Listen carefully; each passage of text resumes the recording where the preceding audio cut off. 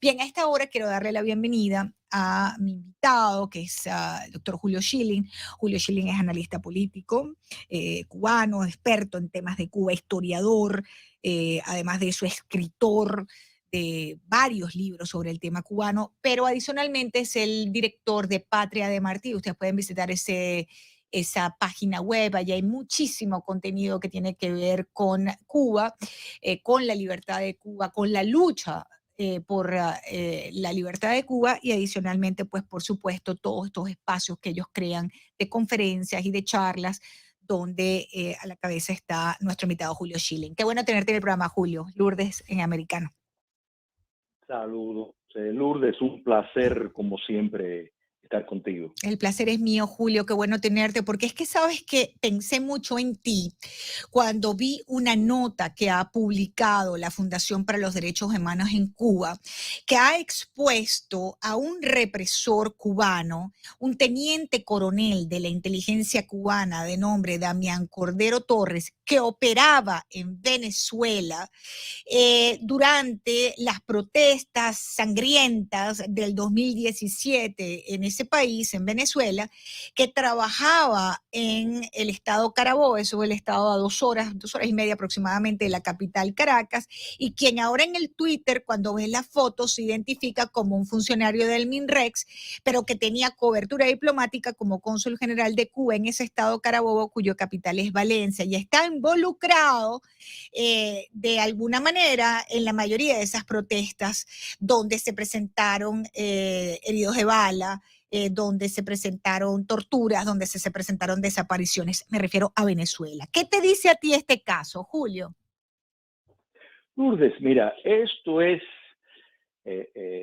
simple y llanamente una confirmación de lo que ya todo el mundo sabe, y eso es que el despotismo socialista en el hemisferio occidental, particularmente en América Latina, opera bajo la tutelía de La Habana. En otras palabras, Cuba comunista se ha convertido a partir de la caída del comunismo soviético, que de nuevo se incorporó en un nuevo modelo dictatorial a partir de lo concordado en el Foro de Sao Paulo, en la base para no solo promover la subversión, sino para mantenerla en el poder una vez que llegan, financiado, por supuesto, con el petróleo venezolano, con el narcotráfico. Entonces, esto es una manifestación, un rostro que se puede identificar, porque si nos vamos a Nicaragua, vamos a ver exactamente lo mismo. Los operativos de represión fueron dirigidas desde La Habana. Cuando Bolivia, las manifestaciones, las turbas que estaban tratando de frustrar lo que fue aquel ejercicio del derecho de rebelión de salir del dictador Evo Morales, vimos cómo habían personal cubano castrista en las calles promoviendo, intercambiando con personas agitadores para precisamente establecer el caos.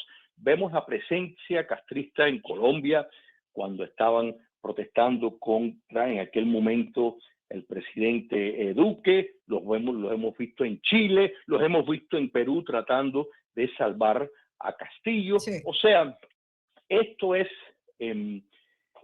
una muestra para los que tienen duda, pero nos lleva, Lourdes, y lo más importante de esto es el fallo, o sea, destacar el fallo de las democracias del mundo de entender el problema de América Latina como problemas singulares de acuerdo a cada país.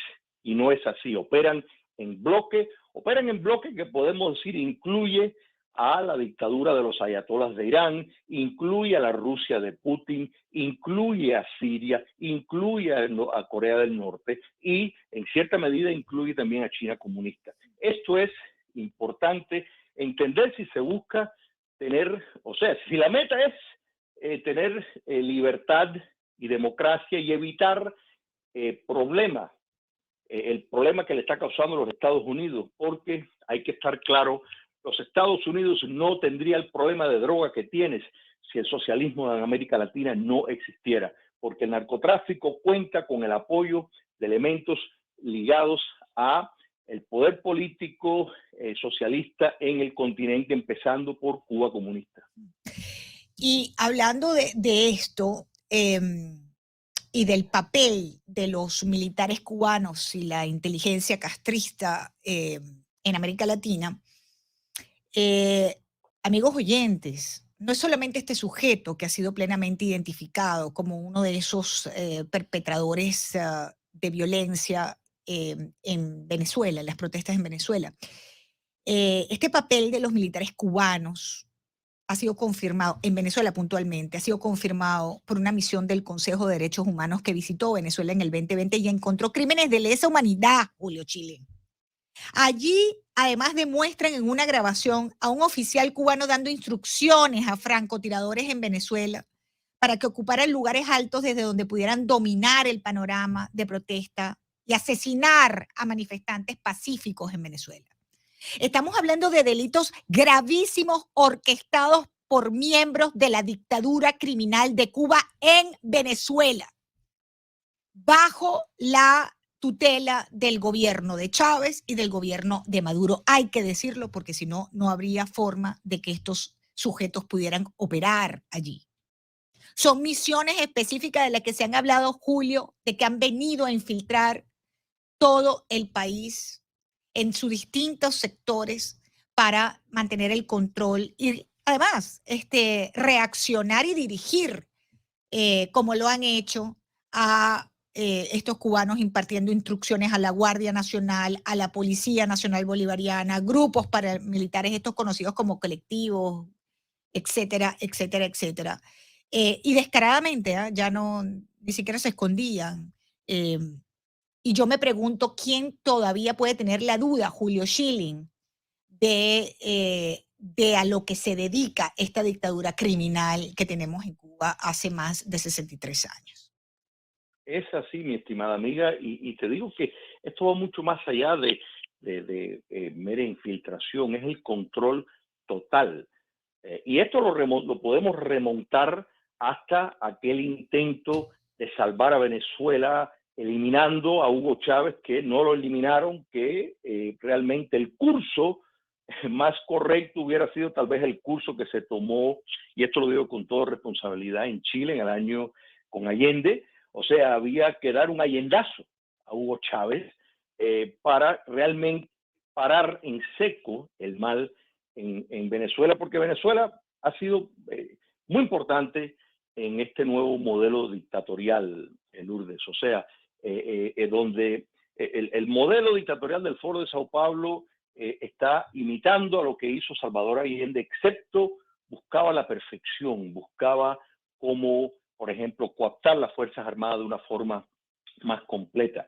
Y desde que Hugo Chávez fue sacado del poder, repito, en aquel acto de ejercicio del derecho de rebelión por el pueblo venezolano, que lamentablemente fue revertido, ya el castrismo estaba dirigiendo cada detalle de esa operación, igual que estuvieron, como tú bien señalas, dirigiendo los detalles de toda esa represión que hubo brutal contra los cientos de miles de venezolanos que estaban protestando, porque el modelo del Foro de Sao Paulo, el modelo dictatorial, les ha resultado mucho más efectivo para llegar al poder, para mantenerse en el poder, lamentablemente porque las democracias del mundo, el mundo libre, no ha logrado vencer la miopía de confundirse con votaciones por elecciones, y que el hecho de que hay votaciones,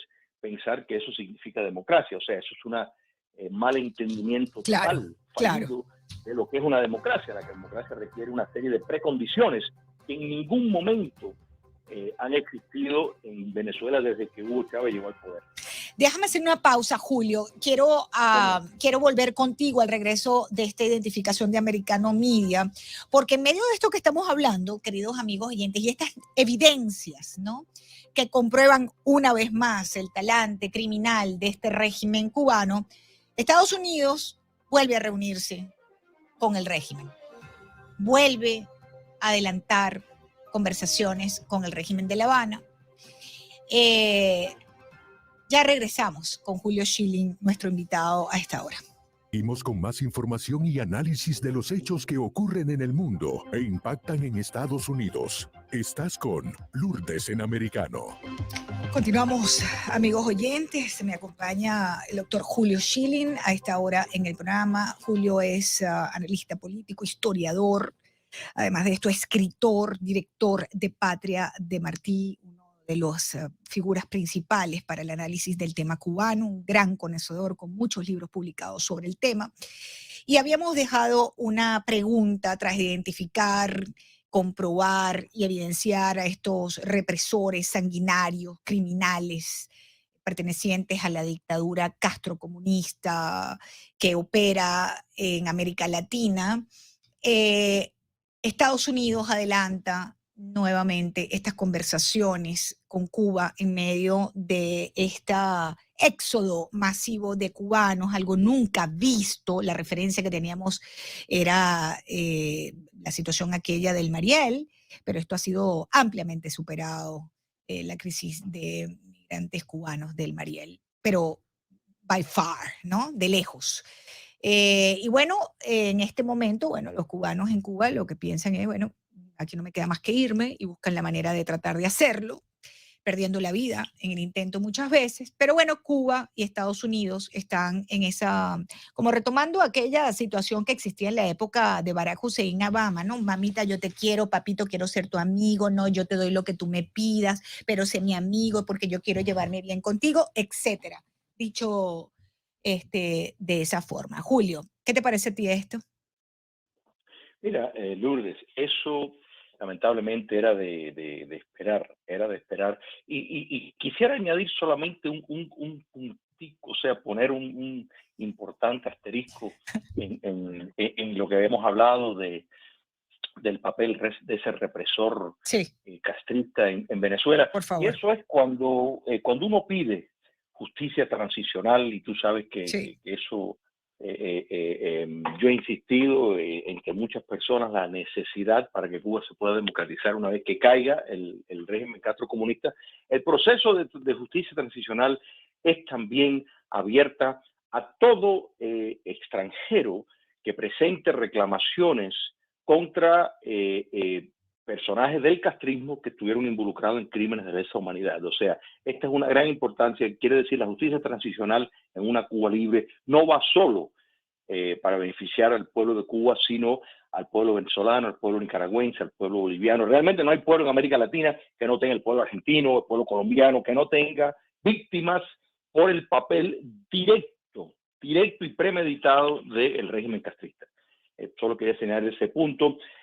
Volviendo ahora a la conexión, o sea, Las reuniones entre el régimen y las Washington. reuniones.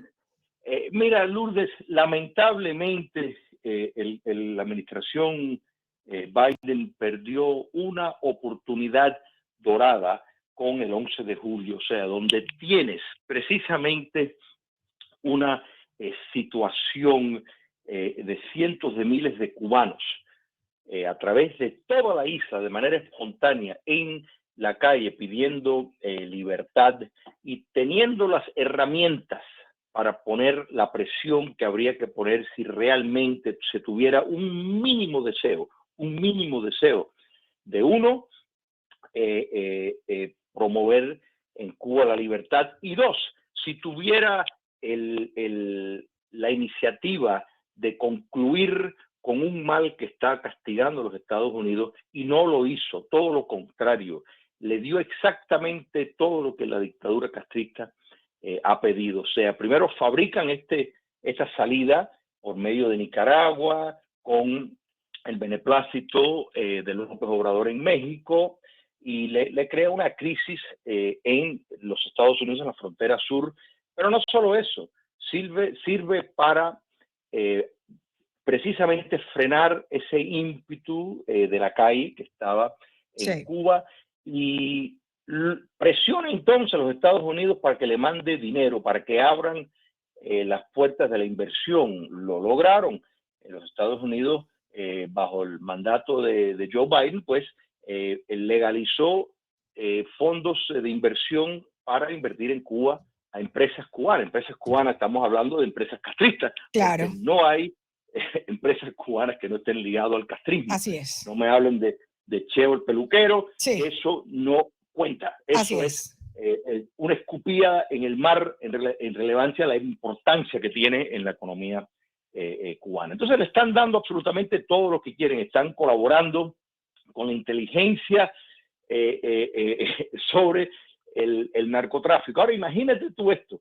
un régimen narcotraficante contribuyendo a la muerte de estadounidenses, y las autoridades norteamericanas están compartiendo información con esta misma entidad. O sea, esto es una cosa desquiciada, pero no nos debe de sorprender, Lourdes, porque si estamos viendo tantas cosas aquí en los Estados Unidos que eran inimaginables en otro momento, pues era de esperar que van a pactar con un régimen que tiene relaciones activas con el terrorismo doméstico estadounidense, como Black Lives Matter, y si nos remontamos a la historia, ha tenido un papel desde que llegaron al poder en el año 59 en facilitar la subversión en los Estados Unidos. O sea, correcto. Aquí no estamos apelando, Lourdes, a que los Estados Unidos digan, bueno, vamos a ser un buen vecino y pedir que puedan ser libres en países donde están en cautiverio. No, aquí estamos apelando a los propios intereses de los Estados Unidos, que está sintiendo por medio del narcotráfico, por medio de la subversión, de que constantemente están, mientras tú y yo estamos hablando, organizaciones de pantalla están esperando otro elemento como lo que ocurrió con George Floyd para de pronto sacar las turbas a la calle y producir el caos, porque no pienses tú que lo que ocurrió, o sea, con George Floyd, ya después de la muerte lamentable de George Floyd, cómo se organizó en todo el país del día a la noche estas acciones. Bueno, esto se ha estado preparando, y los fiscales que puso George Soros, pues enseguida a defender, incluyendo la vicepresidenta, recaudando fondos para muchas de estas personas que estaban subvirtiendo el orden. O sea, esto no ocurre en un soplo. Esto requiere organización, y Cuba comunista juega un papel importante. Cuando hablamos y recordamos el síndrome de La Habana, ¿no es verdad? Sí. El síndrome de La Habana es directamente un intento de lograr espionaje, ciberespionaje, sin que la otra persona se... Pero lo han negado esta misma administración, ha dicho que eso no llegó a ningún asidero, que esa investigación no llevó a nada. Pareciera que estuvieran tapando algo ahí, Julio.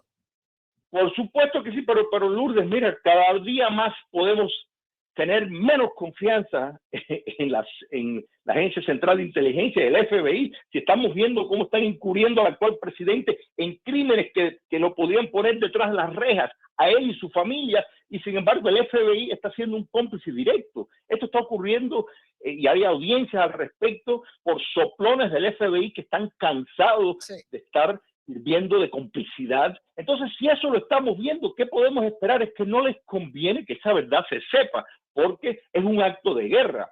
Pero cuando Cuba comunista está envuelta en ese tipo de actividad, es porque la información, ¿para qué la usan? Bueno, sí, aparte la venden a enemigos de la libertad a través del mundo que la buscan, pero ellos están en una campaña activa para destruir los Estados Unidos y utilizan las fórmulas del narcotráfico, por ejemplo, desde la década del 60 están involucrados, en los Estados Unidos lo sabe, están mucho más envueltos en capacidad más grande desde la década de los 80 porque descubrieron que eso deja mucho dinero.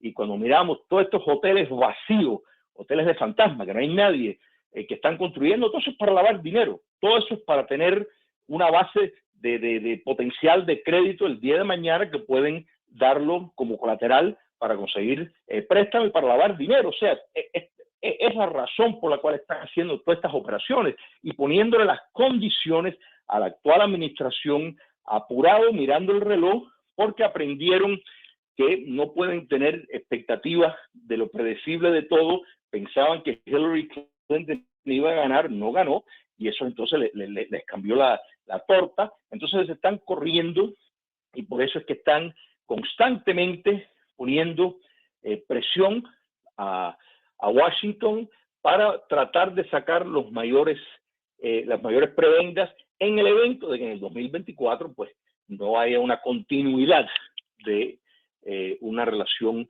sumamente amistosa con el régimen entre La Habana y Washington. así mismo. Julio Schilling, gracias por acompañarme, como siempre un placer tenerte en el programa, sin sorpresas pues aquí con el tema cubano, ¿correcto? Así es, el Sin gusto es todo mío. sorpresas. Gracias, Julio.